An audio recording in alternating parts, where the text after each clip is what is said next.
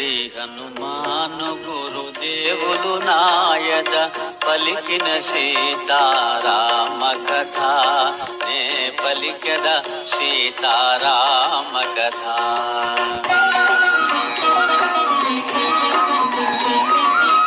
శ్రీ హనుమంతుడు అంజనీసుతుడు అతి బలవంతుడు రామభక్తుడు లంకకు పోయి రాగల ధీరుడు మహిమోపేతుడు శత్రుఘర్షణుడు జాంబవదాది వీరులందరును ప్రేరేపింపగా సమ్మతించెను.